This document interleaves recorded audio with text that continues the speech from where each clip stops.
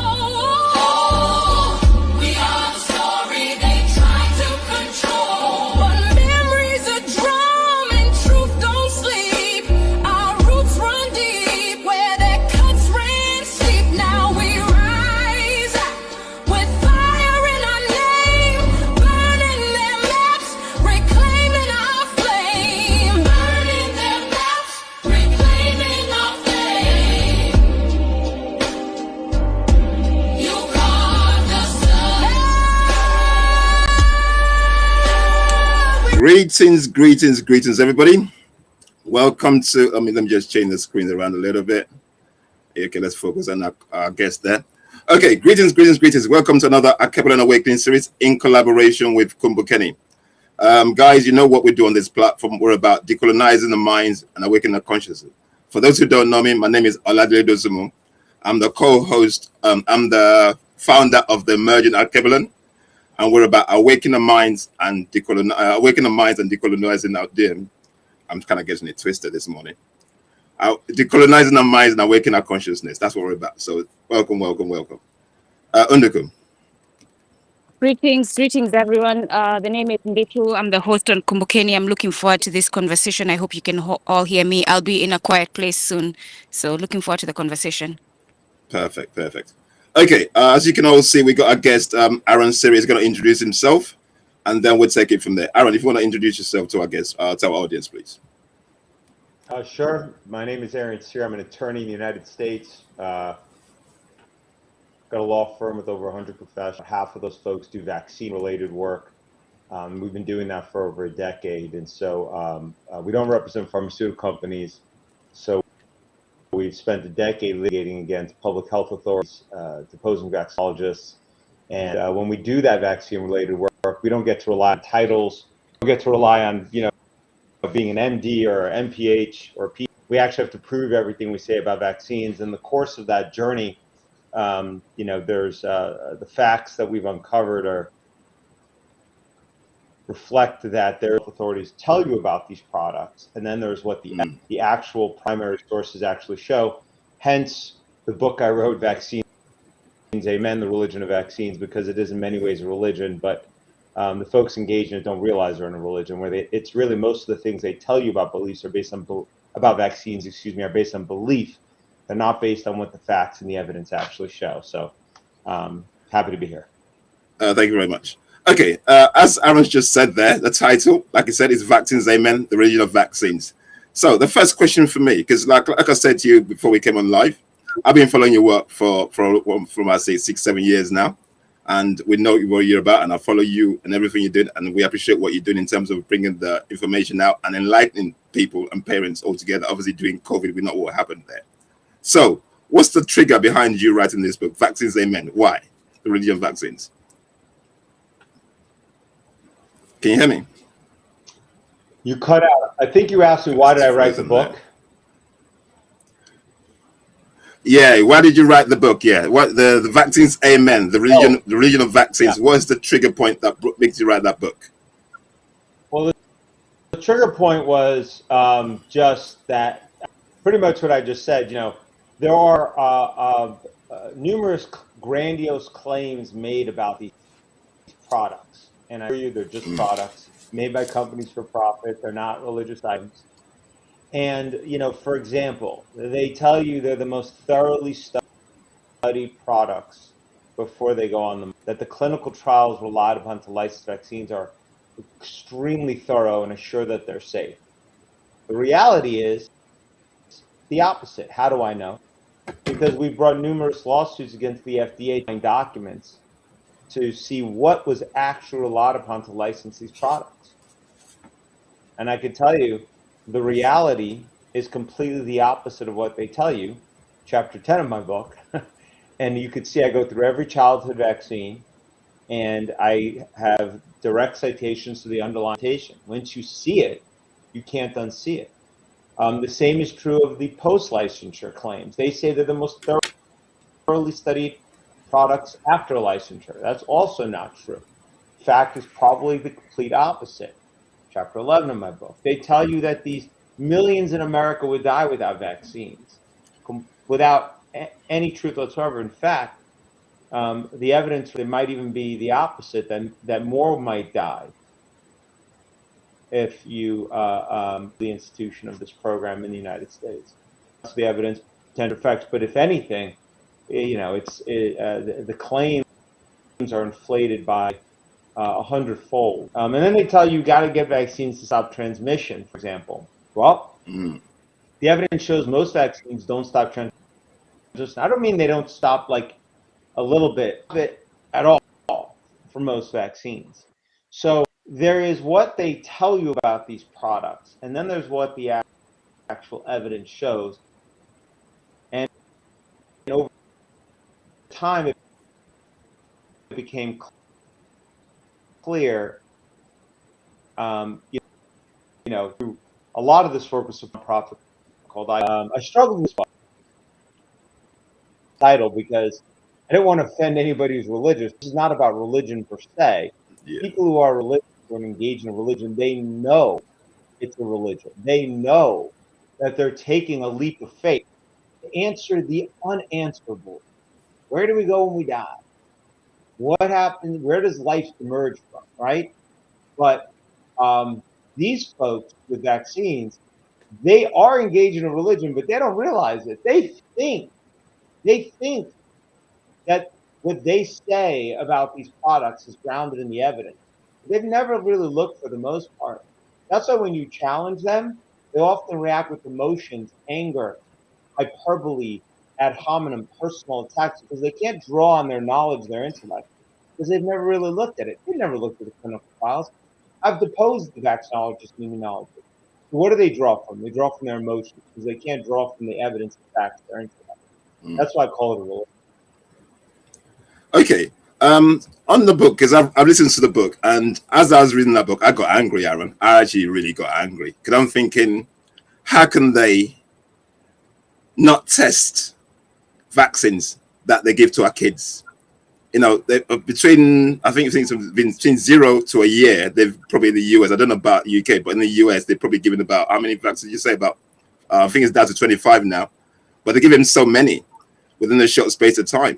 So the vaccine that they're giving our kids, because don't forget that our kids haven't developed properly yet. The vaccine that they're giving to our kids, are they safe for our kids?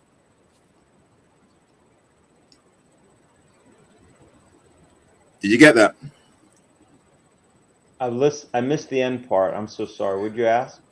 Yeah, the question was, what's the safety procedure for these vaccines? Are they properly tested? Yeah. So first, on the first part of what you said, yes. In terms of the growth, a child in the United States in the 1986, following the CDC's vaccine schedule, would have gotten 3 injections on or before their first birthday. 3. A child following, I see you got it right there, following the CDC schedule today will get 29 in the United States, will get 29 injections on or before their first birthday. And you can ignore the 2026 one because a federal judge in the United States just struck down the reduction in the number of vaccines here. So the 2025 is now in the United States. So what you see in the middle there, 2025, that is 29 injections on or before the first birthday and 3 oral drops, compared to 1986, 3 injections, 2 oral drops. Now, every single one of those vaccines, save one, has come online since 1986. The clinical trials relied upon to license those vaccines. Okay, every one of those vaccines, except for COVID vaccine, was licensed based on a trial that did not have a control group that received something inert, like a placebo. Okay, they did not get a. There wasn't a placebo control group. So that's first of all. So that means that in those clinical trials, those who got the vaccine, what were you comparing them against? You weren't comparing them against a group that had a baseline of safety. And when another vaccine was used, which can be appropriate if that vaccine was properly licensed, that vaccine was never licensed based on a placebo-controlled trial down the chain. I know that that gets fact-checked as untrue. That's because instead of looking at the FDA documents, as I cite in my book, they ask talking heads like Paul Offit. But if you actually look at the underlying FDA documents, what I just said is completely true. And it's critically important because once a vaccine is licensed, they tell you, you can't do that kind of trial. You can't withhold the vaccine from one group and do a placebo-controlled trial. And that is extremely important because when you look at, for example, drugs, not vaccines, they almost typically do have placebo trials, and they often last years. So you can see what is the outcome between the group that got the drug and the group that got the placebo control. So after 3-4 years, what's the rate of cardiovascular issues between the groups, neurological issues, immunological issues, cancer, go down the list, and you can see what's the actual safety of the product. But when it comes to vaccines, they don't do that. Not only do they not have a proper control group, they almost always review safety far too short a duration. So even if they had a placebo control group, they often are reviewing safety for only days or weeks after injection. That's ridiculous. That's not sufficient to affirm the safety of these products. And then even if you had a placebo control group, and even if you reviewed safety for years like they do in drugs, you then need enough people, children in the trial to detect safety issues, which is often not the case.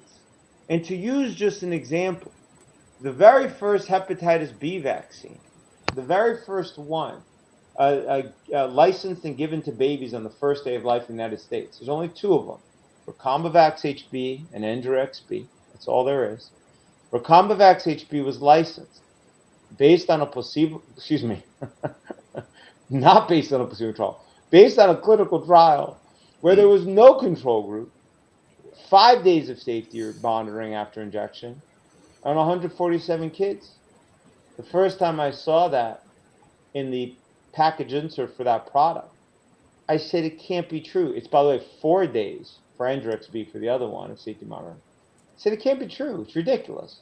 There's no possible way. Because how in the world would you know what the effects are on a baby if you only monitor safety for 4 days or 5 days? What if the baby developed a neurological issue 2 weeks later? And most developmental immune issues, just go down the list, won't be diagnosed until the baby's at least a few years of age. A 4-month, 6-month, 8-month baby, you're not going to know if they have a developmental issue of various kinds. You're not going to know if they have certain neurological issues, immune issues. You're not going to know. You're not going to know if they have asthma. That takes at least a few years before you can diagnose it, as a random example. If you want to go to Google, we could show everybody the proof for the Hep B if you want to do it.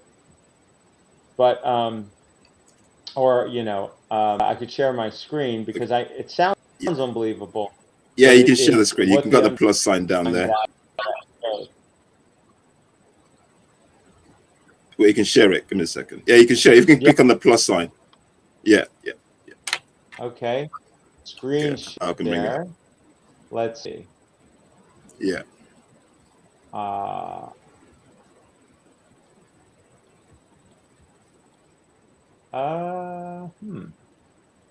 Okay. How do I, let's see. What am I looking for? Actually, I can search it on my end as well. Oh, I see. I see how this works.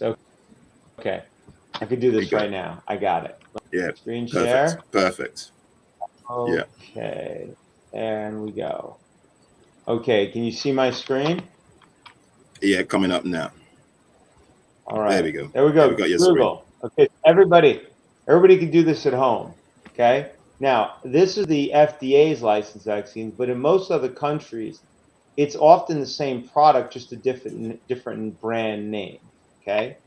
So if we go to FDA licensed vaccines, okay, very first result is almost always this. This is to the FDA website. That's the Food and Drug Administration. That is the agency in the United States that licenses vaccines. And if we scroll down, and this page, by the way, is all of the licensed vaccines in the United States. If we scroll down, we could see right here, these are the 4 standalone vaccines. And only 2 of these are licensed for children. As I mentioned, Recombavax HB and Engerex B. So Recombavax HB, if we click on that, we could see the first link is the package insert. Now, there's also the underlying licensure documents, and you can check those and you'll find the same results.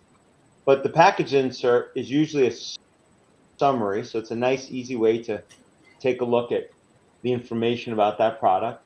And when you go to the package insert, what you're going to find in the United States when you go to this document, and this is the same typically for every vaccine and every drug, is that in section 6.1, as required by federal law here, it summarizes the clinical trial relied upon to license that product for safety. Well, let's go down and see what it says. Let's see if it matches what I just said. By the way, this is all of the text in section 6.1. These were all the adverse events that came up. This is post-licensure, after licensure, and all the adverse events that located. I'm going to zoom in a little bit so it's bigger. And let's highlight the relevant sentence. Oh, right here. And here it is, explaining what was relied upon to license this vaccines for children. In 3 clinical studies, 434 doses of Recombavax HB 5 micrograms were administered to 147 healthy infants and children who were monitored for 5 days after each dose. So let's count the ways in which this, and just to be clear, everybody, I'm still on the FDA website. Wow. This is their official document. This is what it shows. So let's count the ways that this trial is utterly and completely useless for assessing safety. 1, what was the control? Oh, there was none. So what are you comparing it against? You don't know. So on that basis alone, this is, to use a technical term, garbage. It's pretty much garbage. That's actually a nice term for it. 2, even if it had a placebo control, it only monitored safety for 5 days. So that's useless. And even if it had a placebo control, and let's say it monitored safety for 5 years, it only had 147 kids. That's not powered to detect anything. Any epidemiologist, statistician, folks who engage in clinical trials would be able to immediately tell you this is garbage. Okay, this is nothing to affirm the safety of this product. And it's incredible because this is what they relied upon before they unleashed this for injection into millions of children. I will tell you, when I saw that, I still didn't believe it. We submitted something called the Freedom of Information Act request, a FOIA request to the FDA for the underlying report submitted to license this product. We actually I cite those in my book. We did that on behalf of ICANN, and I could tell you it was less than a week. Whatever we did, everywhere we looked, we dug. Even the company's own published report shows this is what it was. I even deposed the individual principal investigator for the trial, Dr. Stanley Plotkin. Stanley Plotkin, yeah, I saw that. The point is this. They tell you these are the most thoroughly rigorously, incredibly tested products before we go and inject them into millions of babies, precisely because we're injecting them into healthy babies. But yet the reality, and this is why this is exactly the opposite. These are the most ridiculously under-tested products that you can imagine before they get licensed and injected into babies. And let me tell you the reason for the difference, in my view. It's actually very simple. There's no conspiracy. There's nothing crazy. It's pure economics and broken regulations. With every other product in the United States and in most other countries, in many other, certainly Western countries, if the product injures you, if the product injures your child, you can typically sue the company and make them pay. You can typically hold them financially accountable. If the building materials in your house cause cancer because there's asbestos, because there's some fire retardant, because there's some chemical in it, you can hold them accountable. So what happens? Whew, they take that out. They get rid of the asbestos because they want to make money. And everybody wants them to make money. If you own stock in the company, you want them to make money. The investors want them to make money. Wall wants them to make money. The people who own stock options in the company want them to make money. So everything the company does is geared towards increasing profit. That more or less can allow safety. Because if it's not safe, they lose money. So when we looked earlier, you put that chart up of the four most profitable Pfizer drugs as of like a few years ago. It showed that they licensed those drugs based on multi-year placebo-controlled trials. Why'd they do that? Because the FDA required it? Yeah. Yeah, right. Rely on government for safety. You'd be waiting forever. Wow. Look at authoritarian regimes where there's very little free market around in the world. Their products are safe? No. The government has nothing to do with safety. Government's mostly useless for assuring safety. Okay? Wow. The market assures safety. The market drives safety. And so Pfizer, they wanted to know how safe the product is before it goes to market. Because if it's going to kill or seriously injure a lot of people, that's going to do what? Hurt the profitability of the product. So it's not because they're moral or they're ethical. Pfizer and design the product. They don't say, okay, let's design the clinical trial based on what's moral. No. They say, let's design the clinical trial so that we can do as little as possible to get to the money, to get to licensure and profitability.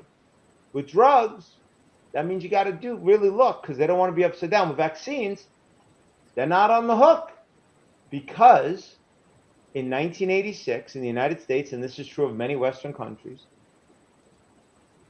they were granted immunity, something called the National Childhood Vaccine Injury Act. They were given immunity for the injuries caused by their vaccines leading up to 1986 in the United States, and this was happening in a lot of countries around the world. The amount of harm, death, and caused by the very few vaccines on or before the first birthday. There were only 3 routine vaccines back in 1986 in the United States. They're causing so much harm and death that every company making those products stopped making them or went out of business. Now, a lot of industries face the issue. What do you normally do? Make a better, safer product. It's very simple. Make a better, safer product. Okay? Yeah. It's not like they said, your building materials with asbestos are causing cancer. Building materials are important. Got to make sure we have buildings. So you know what? We're just going to give you immunity. It's okay that you're causing all this cancer with your asbestos. We'll just make it so nobody can ever see you. That's ridiculous. They don't do that with this building materials. They don't do that with cars. They don't do that with planes. They don't do that with any product, you name it. But they did it with vaccines. And that is the original sin that has created so much of the problems that it's ushering up to. And that's the difference.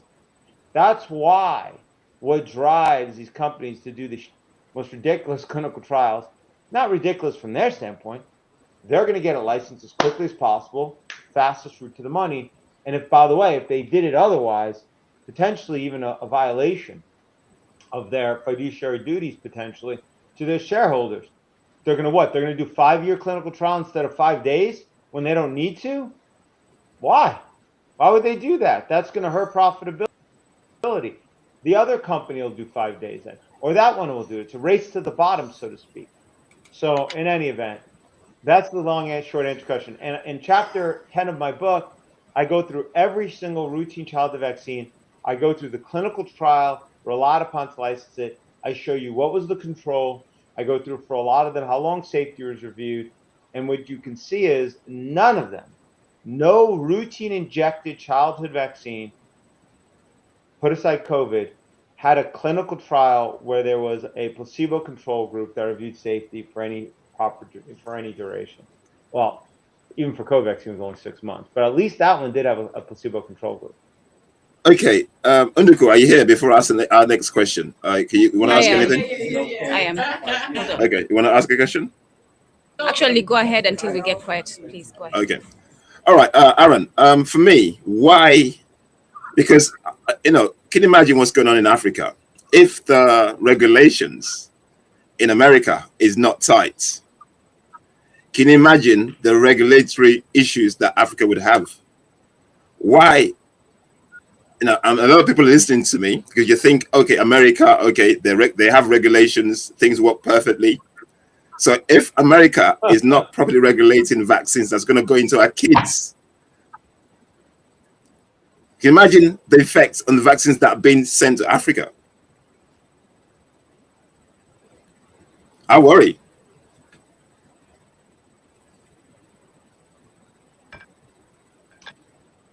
Yeah, you don't need to speculate about Africa. I'll give you the example. Yeah, let's do that. Can you hear me? Okay. Well, I think I heard your question. Can you hear? I can hear you now. Yeah. Yeah. Well, I can hear you. I heard your question. I think. Look, you don't need to do a lot of imagination. The system is completely broken in the U.S. and in most Western countries. And to see how broken it is in Africa, one need only look at the most commonly used vaccine in the world, and the most commonly used vaccine, as I understand it, in Africa. It's called the DTP vaccine. DTP, okay? Yeah. This vaccine is, in fact, the benchmark vaccine that UNICEF, the United Nations organ, uses to assess how well they're doing in vaccinating in developing countries, as many African countries are. Now, here's the thing about the DTP vaccine. Interestingly, all developed countries, by the way, developing countries, including, I think, virtually every country in Africa, uses DTP still to this day. And the biggest distributor in the world is UNICEF. Now, let me tell you about this product, okay? Study after study after study that looked at the DTP and death, mortality, okay? A majority of them found what they would call a deleterious effect. They found that DTP vaccine, while it may reduce deaths from diphtheria, tetanus, and pertussis, overall, more children were dying after they got this vaccine versus those that didn't.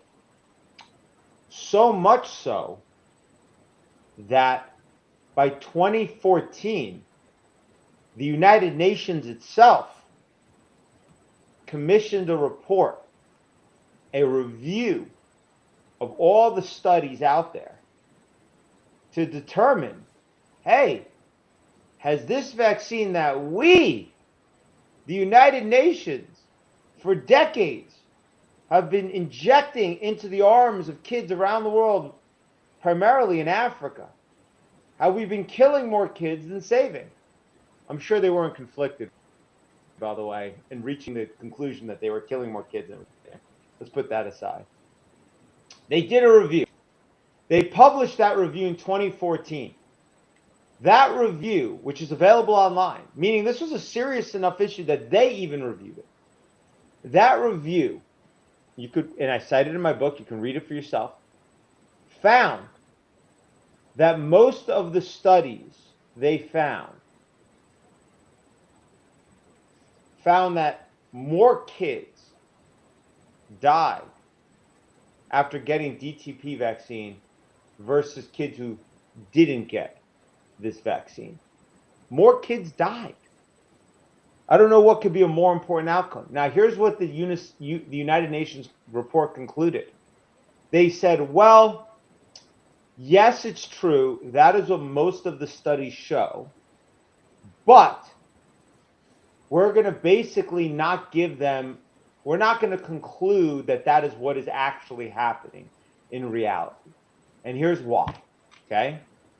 They gave 3 excuses. They said, number one, even though that's what the studies show, they were not randomized, meaning they didn't randomly give vaccines to or not vaccinate kids, okay? They weren't randomized studies. So how the kids got the vaccines wasn't necessarily random, which, by the way, was a ridiculous excuse because kids who didn't get the vaccine were fine. That was their first excuse, because randomized. Number 2, they said, well, some kids also got the OPV. We don't know if it was OPV, The third they gave is that these studies were done after the introduction of DTP vaccine, 5, 10, 20 years later. So it's what they would call it in a, quote, post-elimination environment. Fine. So a UN-funded, historically, research group in Guinea-Bissau went and they did another study. Okay, you ready for this? And they said, you know what? We're going to do another study on DTP vaccine and death, and we're going to account for these 3 issues. What they did is they went back to the very beginning of when DTP vaccine was first introduced into Guinea-Bissau. And they said, let's look at compare the kids that got DTP vaccine in Guinea-Bissau versus those that didn't. That solved the post-elimination environment issue, right? Problem 1 solved. Number 2, they said, let's compare kids that got DTP only with kids that got no vaccines. That solved the other issue the UN brought up. And number 3, those kids were vaccinated based on their birthdays, which is considered a valid form of randomization statistically. So there it is. They did this study that resolved the 3 pretextual baloney excuses the UN had put up. And they published that study in 2017. These were world-renowned vaccinologists, researchers. They opened the clinic to vaccinate kids in Africa, meaning these were pro-vaccine scientists. And what did their studies find? Published in the literature, it found that the children in Guinea-Bissau that got the DTP vaccine versus those that didn't and got no vaccines in a completely randomized study, got DTP, died at 10 times the rate. 10 times the rate. And that finding was statistically significant. Think about that for a second. Now, Wow. It gets worse. It gets worse. When we saw that study on behalf of ICANN, the Information Action Network, okay, there was a letter written. We wrote a letter through ICANN to UNICEF. You know UNICEF, the United Nations It's Yeah, the yeah, agency that yeah. they're all over Africa. They claim they're We know helping who they children, are. Yeah, right? yeah, The government, we're the government, and we're here to help you. Famous yeah, last words. yeah. UNICEF, a letter, said, "Hey, UNICEF, you did this review in. Now the study's been done in 2017 that shows definitively you are killing more kids than you're saving. Because here's why: there was never a placebo-controlled study done of this vaccine, and you can't do it now. They say it's unethical.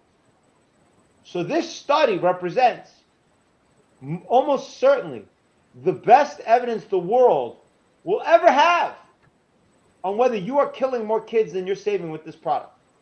So please, either show us data that proves that this study's wrong, or stop killing kids. Withdraw this vaccine." The UNICEF wrote us back. You know what they said? They said, "Don't worry. In 2014, we published a report and we reviewed this issue, and we found it's not a problem." Meaning, when we sent them the 2017 report, all they did was point to the 2014 report. They didn't even address the 2017 study. So we wrote them back, and we said, "UNICEF, this 2017 study we sent you was literally designed to address the supposed limitation in this 2014 review. And it shows 10 times as many kids are dying from this vaccine than not." And then by that point, by the way, there was another study in 2018 that again showed more kids are dying from this vaccine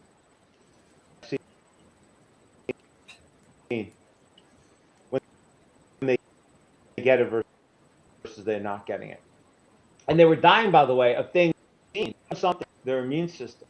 And so we wrote to UNICEF and we said, "Hey, you know what they did?" They never wrote us back again. Because you know why? They don't have any data. So you know what we did? We put aside my views of the International Criminal Court, which is very negative, okay? Putting aside my views of the ICC, okay, which we wrote them a letter and we said, "Hey, ICC, you actually care about, you supposedly care about folks dying, right? This is your mission. Okay, let me give you some at ICC.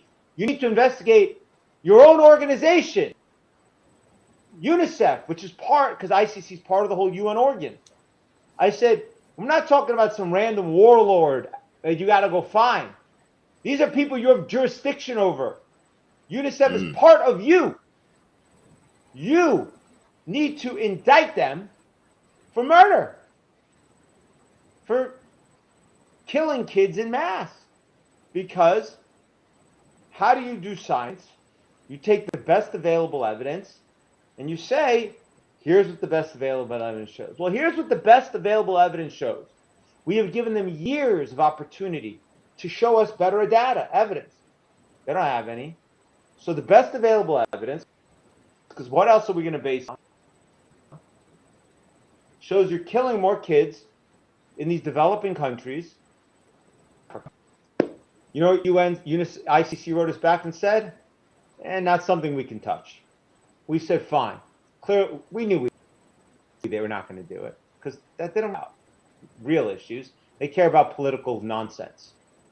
Next, we wrote to all the special rapporteurs at the UN. Another a joke of a body, but we figured we'll give them a chance. Okay. Yeah. Also, folks who I don't think are serious in any way, at all. So we wrote them.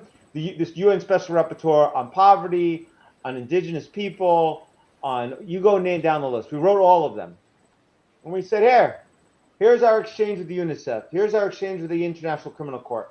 Here you go. They're killing more kids than they're saving. Are you going to do anything? You care? They never wrote us back.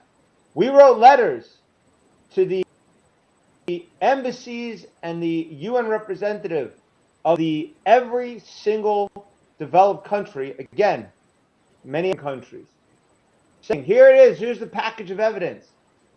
They don't want to address it. These are your citizens. These are your people. These are your people. Here's what the data shows. At least do something about it. At least go back. Hold UNICEF accountable. We had one country, I forget which one at this point, that engaged to a limited degree. They never did anything either. So here we are in 2026. And as you and we, three of us sit here and talk, for now almost a decade, the best available evidence the world will almost certainly ever have reflects that DTP is killing far more children than it could ever save.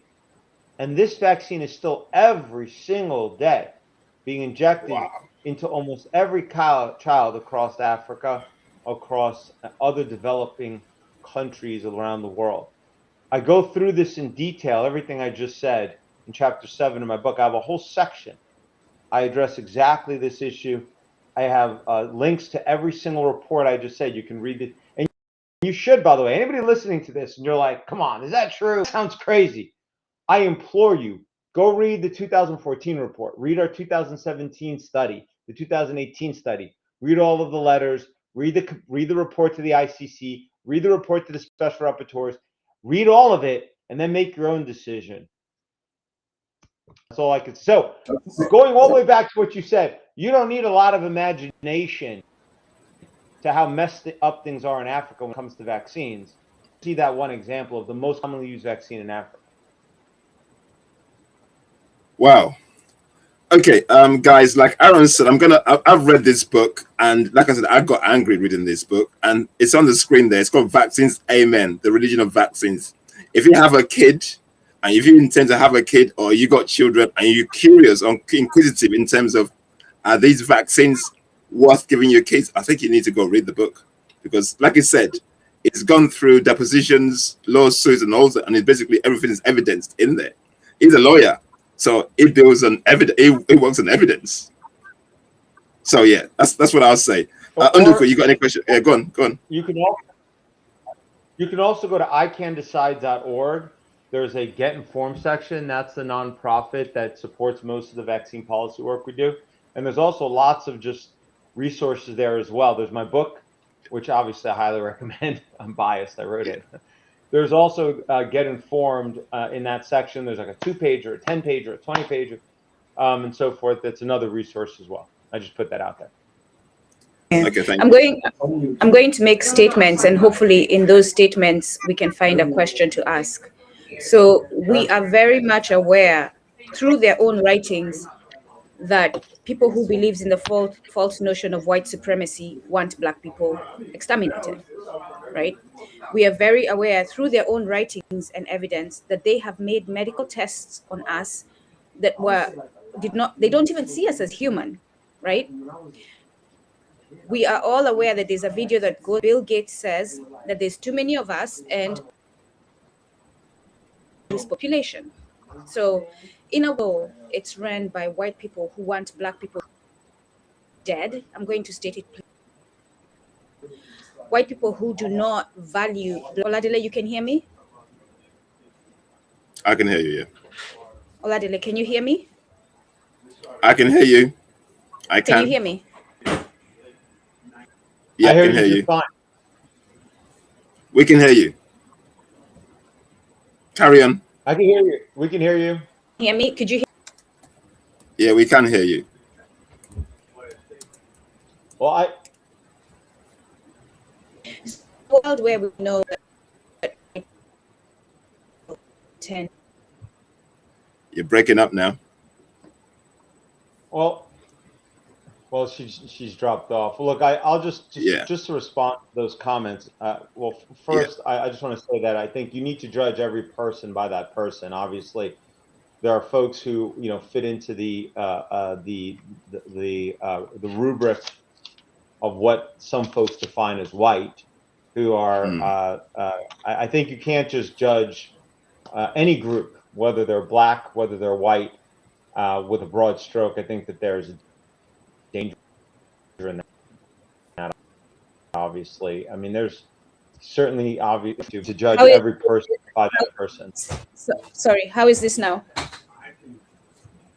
It sounds better now. We can hear you. All right, perfect. So, in a world where we have seen this, right, our history has shown that those who invaded us, mostly white people, be it Greeks, be it Romans, they intended to kill us, and they continue doing this, right? It is there in policy, it is there in them this week not recognizing that slavery is the biggest harm that has been done in humanity.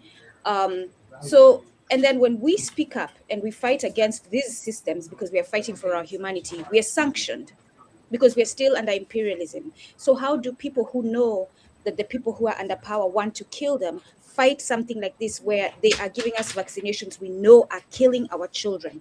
How do we fight that?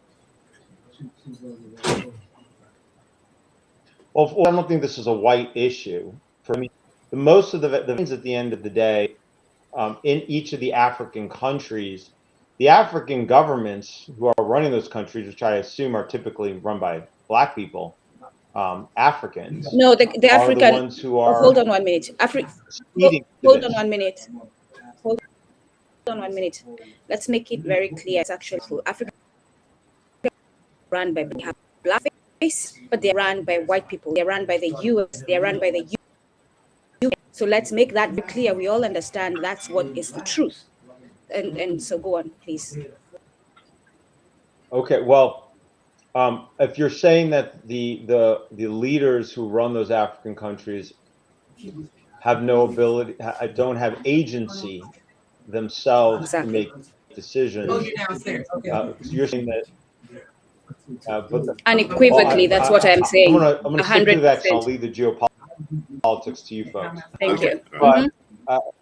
But I don't view it as a race-related issue. You know, one of the biggest manufacturers of vaccines in the world, for example, are in India, run by Indians I know are, relating to nationals, and a lot of the vaccines that end up in Africa are not necessarily come from companies that are from the for example, the U.S. and so forth. So, and there's a lot of different companies that are mass-produced vaccines that have nothing to do with quote unquote, white folks. I don't think it's a race-related issue. I think it's just an economics issue.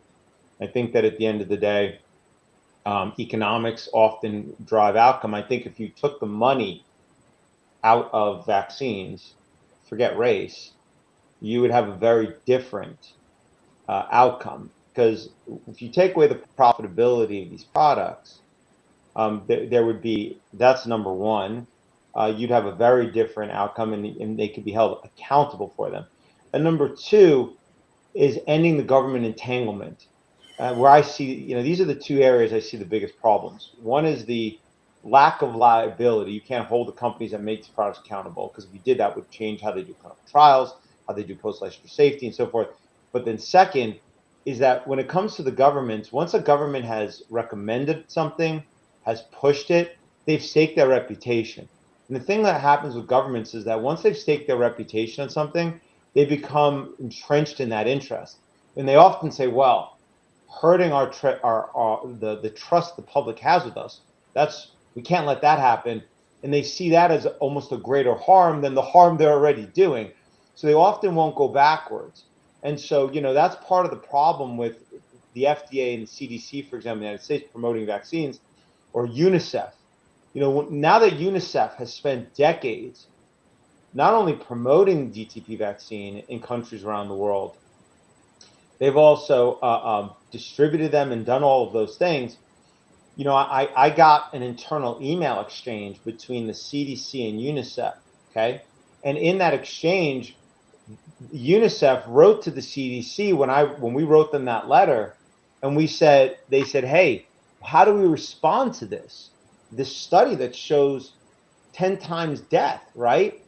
And you could see that the CDC writes back and gives them some response, and the UNICEF, it's all in my book, and the UNICEF official write back, we're all implicated in this. They write, we're on the hook. We've been pushing this product for decades. You know what I mean? And so you could see their need for self-preservation, and that is a serious problem. And that's true of governments around the world. They've been pushing and injecting this product into their populations for decades now. To admit that they have been doing something that probably might be killing more kids than it's saving based on the data, that's tough. That's a tough pill to swallow. Governments rarely admit they're wrong. The only time you often get serious change is when you have like a revolution, as it were, right? The old government is now is viewed as like truly. The new government can point back and say they were terrible, they were horrible, and we're changing everything. But that rarely happens, even when you have big changes, right? Because the institutions often live on even when the leadership changes. So, I mean, those are the things that I see as the primary issue in terms of driving this. And if you want to fix the issue, in my view, there's the main thing that has to happen is we need to be able to hold the companies accountable and government accountable. And the first step in often doing that is the people need to wake up. There needs to be an awakening where they understand the issue. Because when there's no matter how, even in the US, you know, when there's or even in many countries, depending on how authoritarian they are, once the population reaches a certain point where they have a view on something, it's hard for the leadership to ignore it, even if they want to. It will drive legislative, executive, and judicial outcomes. Okay. Yeah, I'm just going to ask. Sorry, Nduku. Respect or not, you know, those in power want it to happen. Yeah. Okay, Aaron. I was reading the book, and you were talking about comparing non-vaxxed and vaxxed. So my question basically is it worth that we promote vaccines if they are not safe, based on everything that you shared with? Is it worth it? Because there was a bit in your book where you were talking about you were comparing before particular vaccines were dispensed before and after. So based on everything that all the work you've done, you basically came to the conclusion that people before vaccines, people were safer than after people started vaccines. So is it worth pushing this? Is it so flawed? Should we? Yeah, go on. Well, listen, I believe in freedom, and I believe people should be able to take risks. You take a risk when you get into a car. You take a risk when you get into a plane. You take a risk when you take any drug. You take a risk when you buy any man-made product, period. And so, you know, I believe in freedom, and I believe the ability to be able to take risks. So if you're 18 and you're totally healthy and you want to get a vaccine every single day and wear 60 masks, and you should be able to do that. And if you're 90 years old and you don't want any vaccines, you don't want masks, and you want to go to your coffee shop, you should be able to do that too, because that's freedom. Now, with that said, what I don't think should be happening is government shouldn't be promoting these products. Period. Full stop. Okay? Let the companies promote them. Let the companies defend them. That's the way it should be. What does the government go out and promote Ford cars? Oh, it'd be ridiculous. Does the government give them immunity to liability and defend them? No, it's ridiculous. But in a true free market kind of system around these products, I think what you were just talking about, which is the data that reflects that kids that have gotten no vaccines to kids that have gotten one or more vaccines, there's about a dozen studies at this point that have done that comparison, not funded by government, not funded by industry, because they have no interest in doing that, but funded by independent folks who really want to know the answer often. What they have found is the kids who have gotten the vaccines have often multiple times the rate of chronic health issues compared to kids who have no vaccines. And so, you know, there's a lot of talk about the chronic disease epidemic, which has exploded in Western countries, and now is exploding also in developing countries. Yeah. Wonder why. Yeah. And when you look at what are these diseases that are exploding, they often have a basis in some form of immune system dysregulation. Well, what's causing the immune system of kids to dysregulate? Maybe we are with the products we're now injecting dozens of times over and over into children, right? And so, you know, they can't tell you it's not the vaccines. The few studies that exist reflect that it is. So, to me, based on the weight of the evidence, okay, and maybe there'll be better data and better studies that'll come out later. Wonderful. Can't wait to see them. That reflect that vaccines are not a significant contributor to the chronic disease epidemic we're facing. But based on the data available today, the best available evidence reflects that these products are a significant contributor to this explosion in chronic health issues and have other complications. So, and I'm promoting them, government, yes. Private industry, let them do what they want. Hold them accountable. Sorry. No, I was gonna say, and we say this all the time, when you monetize health, this is what happens. Because if health is about maximum profit, they will create disease to have you become a customer. They will create the conditions where you are not well and you need medication so that you can be a returning customer. And therefore, we as a people, and I've said this several times, and Aaron, you don't have to respond to this. This is a message to our people because this is a channel serving African people. To our people, we cannot be governed by laws created by those who oppress us. We cannot accept to be governed. Breaking laws that are written and put in place by those who have colonized us, those who have enslaved us, is not a crime. And so when your brothers are accused of being criminals and terrorists for breaking those laws, you should stand by them and say, no, this is not so by us. This is them standing for us, African people. Because when you think about it, we should be breaking those laws to save our lives. Can I just say one thing about that? I can't help because I'm a lawyer. I do want to say that.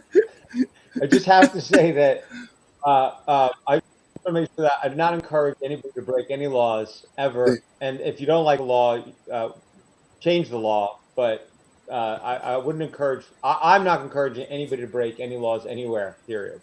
Yeah, that's we okay, understand that. right? Yeah, And we're in a world we where we can't change the laws because we Yeah. don't have a voice in the UN. We don't have a voice in our own countries. So guess what? This is why this is a revolution.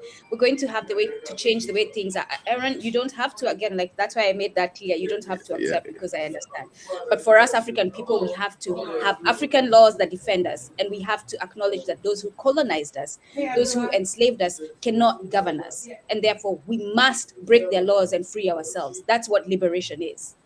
Thank you. Okay. Have you got any question in terms of before I ask my next question? Have you got any questions, Inuku? I'm done. No. The conversation is yeah, I'm done. Yeah. Okay, Aaron. Just to round up then.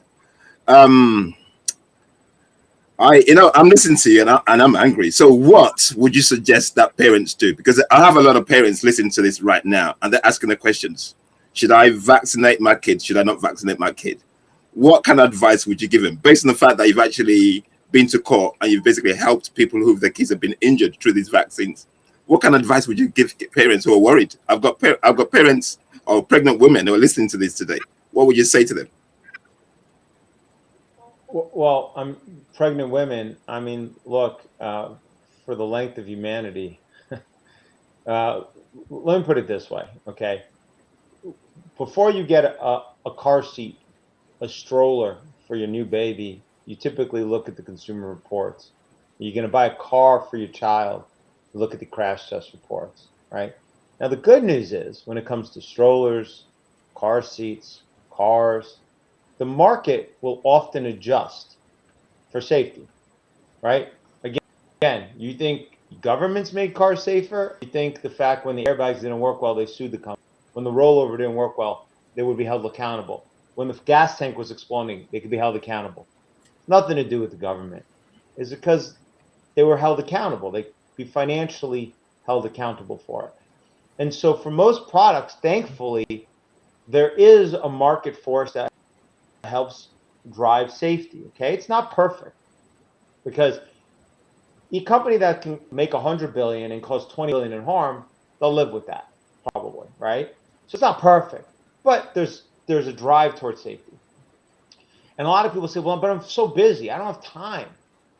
I don't have time to research every product. And fortunately, you don't have to look very deeply for most. But unfortunately for these products, you do. And that's because the market's not going to adjust. So unlike almost any other product you're going to give your baby, from a car seat to a stroller to a pacifier to formula to so forth, the market is continually adjusting, it's not going to happen with childhood vaccines typically. And so you do need to do your homework. And so my strong suggestion is, before you vaccinate, get educated. At least know what you're doing. Don't be that parent who, I've been with, who said I didn't, whose kid has a serious, and obviously many kids have no issues that the parents ascribe, but if you are, and the parent said, I wish I knew. I didn't even think. I didn't even look. And then they have incredible regret. And so, one, do your homework beforehand.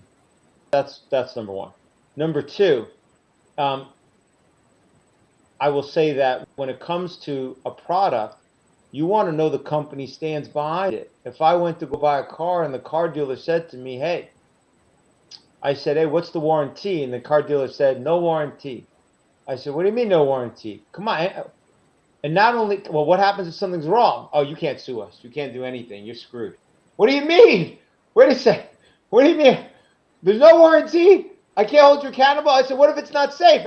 Too bad. What if you could have made it safer? Too bad. You'd be like, whoa, that's a problem. That's a serious problem.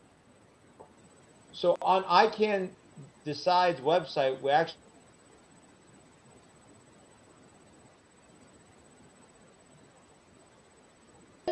please return this letter signed where you agree that if my child's injured, you waive your immunity, that I can sue you. And in the case of a vaccine in a developing country, send that letter to UNICEF too. Say, hey, UNICEF, I want you to agree that if my kid dies or gets hurt from DTP, we can sue you and hold you accountable in a New York court, right? Because UNICEF's headquartered in New York. Let them agree. In fact, that's a good idea. I'm gonna have you. I can add that letter to the website. That's a very good idea. I actually like that, because guys, I'm gonna add you to go to ICANN website. I'm gonna add that's basically where you can get all that information. Letter. So we have the one for the other companies. Okay. And so, ask them how accountable, and I'm sure they'll sign it. I'm sure they're like, yeah, products are so safe. No worries. This is silly. They'll sign it, send it to you back right away. No problem. And then when you get it, and now they stand behind it, no problem. Then you could feel confident, I would say. Anyway, I'll leave it at that. Be knowledgeable. Yeah. Ask them to stand behind their product. I think these are reasonable things to do, whatever you decide to do. Vladimir, quickly, let me just say this quickly, because Aaron, I must say, I appreciate that you've put this information out for our people to read, and that you're putting this truth out, because in a world that fights people like you, it is a risky job to do, and I appreciate that. We need truth tellers. We need people to expose this society for what it is as far as harming human beings. So thank you for that. It's my honor to do this work. There's nobody that's often there's no group in many countries that is mistreated often more than folks who choose not to get these products. There's rarely a group in the United States and in many Western countries today where you could say, throw them out of school, kick them out of their jobs, don't let them on public transport, don't treat them in the emergency rooms. They're selfish, they're horrible. Can you imagine if I talked about that, about a certain racial group or a religious group or an ethnic group? UK, US, you couldn't do that. Can I imagine? For the most part. So a lived experience.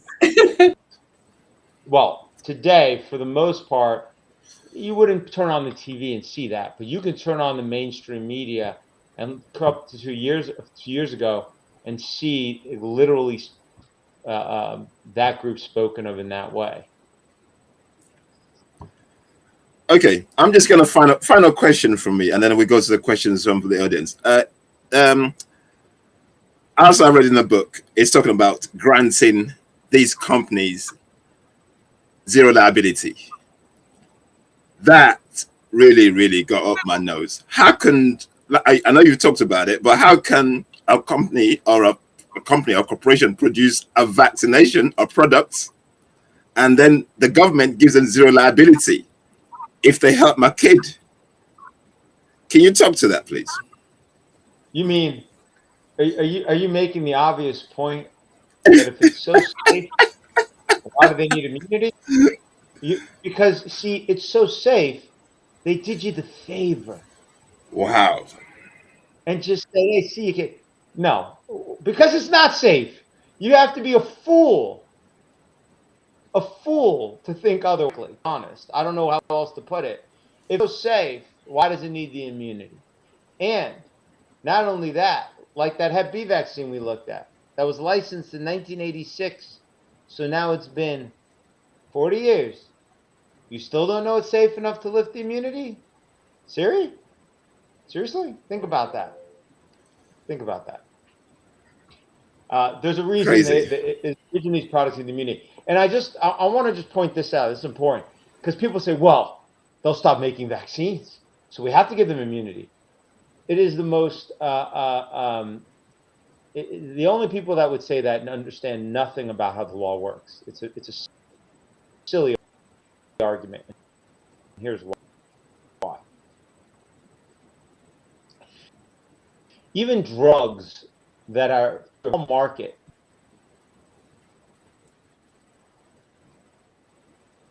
is a one. Then you can't be sued for design defect claim.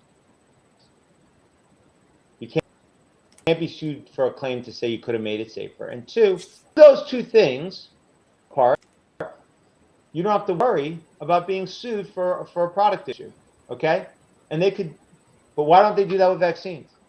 Either they don't want to make them as safe as they could. They don't want to use a better adjuvant. They don't want to get rid of the aborted fetal cell DNA in various vaccines. They don't want to do these things, or they don't want to tell you the real risks, because if they did, then you may never take it again. That might be the reason. So this idea that we have to give them immunity is nonsense. Or they're intentionally spreading disease so that we can buy the medicines. So that's the other one. I don't know about intentional spreading disease. You're challenging me today. You're challenging me. I'm sorry. That's what I do. Sorry, but yeah, not sorry. That's okay. I mean, look, I'm not aware of it, but I will say this: you don't need to go that far. Meaning, you don't need to speculate when it comes to these products. There's no need, in my view, there's no need to speculate about any intentionality on some of those, like what you just said, because the undeniable, publicly available facts and evidence are so damning. You don't need speculation. Look at the clinical trial data from the FDA. And because of those undeniable facts, that evidence that you presented, it is not speculation, it is an informed conclusion. It is an informed conclusion. I am sitting in court, as you said, you are a lawyer. I'm presented the facts. I conclude as the judge. I make a judgment. That's my judgment based on the facts that have been presented in front of me. Well, if you're the judge, I can't contest your decision. Then what can I say? If you're the judge, I'd have to appeal you, but I don't. Who's the appellate board? None for us African people. Was there anything else on that? Okay, I've got a question here. Actually, I've just come up there. Somebody's asking a good follow-up question. What does the petroleum industry have to do with the pharmaceutical industry? Can you? I know you're not into that, but can you shed anything on that? What does the petrol industry have to do with the pharmaceutical industry? Can you help with that? I mean, I'm not sure what they have to do with each other. The same owners? What is The the same owner? what's the connotation? Does BlackRock own them behind? Like, is it the same ownership? Yeah, basically, I think what they're saying is basically because because of what we do, and we do a lot of research, and we find out that a lot of these companies are owned by the same people. So yeah, so that's what we're trying to say. Anyway, if you can answer that, that's a lot of overlap. Okay, I mean, look, there's a lot of obviously massive mutual funds and investment funds, right? Because they all get funneled into these mega investment firms that then take stakes in these companies, but the ownerships are they don't. So obviously there's. I just leave it at that. So it's not surprising that when you have lots and lots of investment dollars for 401k and so funneled into various groups. But I'm leave that issue alone. What else you have? Okay, fair enough. Okay, what's any final words for our people that are watching? What's the final parting word from you, Aaron, to our people that are watching today? Anything else you want to add to what you've just presented to us? Yeah, look, here the final word I'll just say is this: is that rights obviously are critically important, and freedom of speech, freedom of religion, freedom of assembly, freedom of the press. These are bedrock principles that have that provide for a free society, and the respect of those principles, not just that they're written, right? There's a lot of constitutions in various countries that have these rights, but they're not given much effect, unfortunately. And so there really needs to be an ethos of respect for these principles for them to work. As that hopefully progresses, we as a world people in that regard, I'd like to throw the medical liberty into the mix as one of those fundamental rights, and that people don't really think much about, but it really is a fundamental right. It's because your body is the commodity. My body, your kids' bodies, everybody watching, your body, your kids' bodies, that is the commodity, for lack of a better word, on which pharmaceutical companies, medical industry, which is huge business, makes their money. The more that they can control, the more that they can have some agency over what you inject, ingest, and put on your body, the more money they can make. It's just the way business works. And so it's a lot easier to spend this much money lobbying to get a product required, mandated, so forth, versus this much money to get the public to go along with it voluntarily, right? With full voluntary agreement. And so I think you're going to see more and more and more lobbying dollars going towards doing what? Taking away truly your ability in small slices to make these decisions. When you look at vaccines as one example, I mean, first they required it for preschool, and then middle school, and then high school, and then college, and then just some healthcare workers, and then all healthcare workers, and then just some, teachers in preschool, then more. All right. So they're smart about it. They broadened out. And so slowly, especially during COVID, you could see how your rights were slipping away.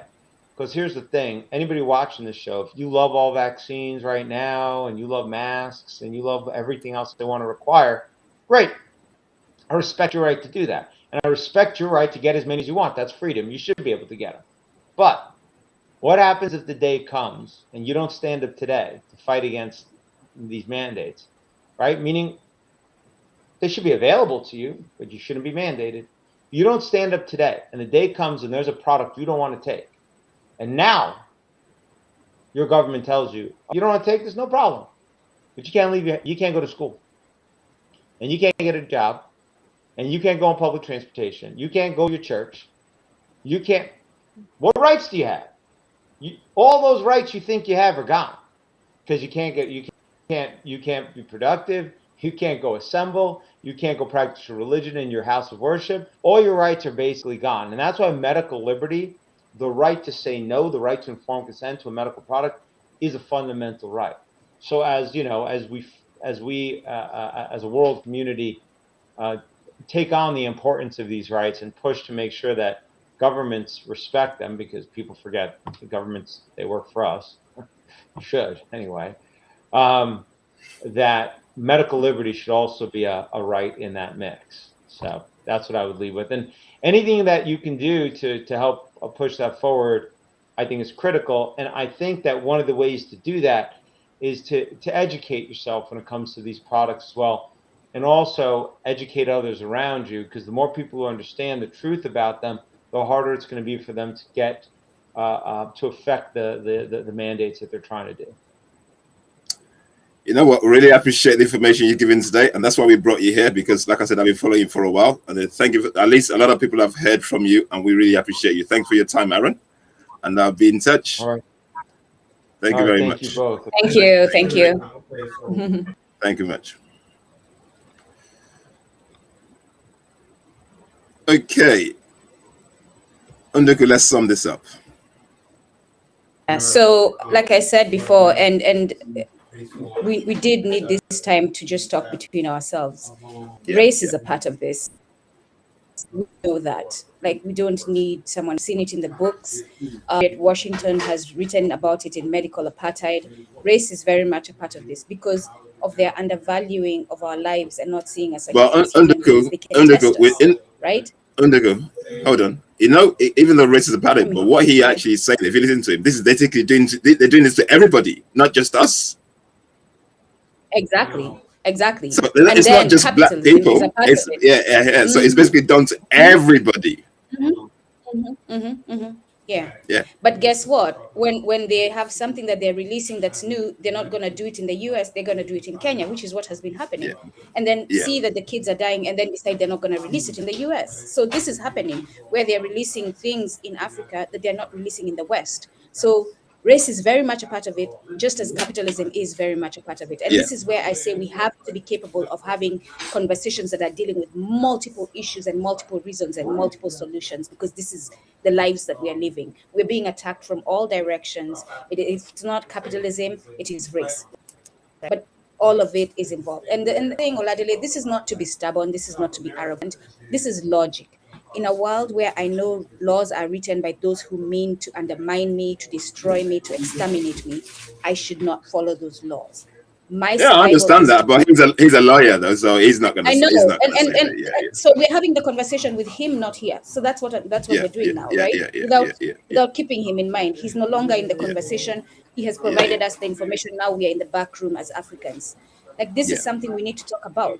This is something that we need to empower ourselves on, and this is why we need to unify so that we can we can build the power to fight these people and build our own laws that protect our well-being and our health.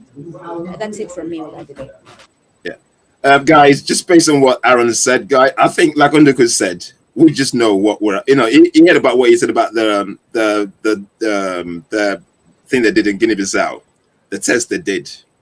You know, to me, that was profound for me. The fact that they did that test, you know, and they came to the conclusions and they still went ahead and still jabbed people. We know the report that Dr. Wahoma Gary did that revealed what happened to Kenya. That's another thing that we know what happened there. So, guys, and the fact that he said that these vaccines are not safely tested in America, that says everything. America, 5 days. 5 days to test the vaccine. 5 days. So you can imagine if they bring those vaccines to Africa. Do you know the detrimental effects of what's going on right now? And he's saying it. He said basically those who get vaccines have more chance of dying than those who didn't get it. Oladile, we didn't even get into the subject of who did they use to test, because one size does not fit all. We've seen that Black people are tolerant of certain medicines. They're not. You know what I'm saying? Like, we didn't even get into that. But you know what, guys? Make your minds up. We bring the information for you so you can make your minds up. You know, just to make you aware, and that's what we do on this platform. Just to make you aware, understand the enemies that you're fighting, and to cap it all up, the driving force behind this. Guess what it is? Capitalism. Capitalism. Greed. Anyway, guys, that's it for us, and we'll see you soon. Speak to you later.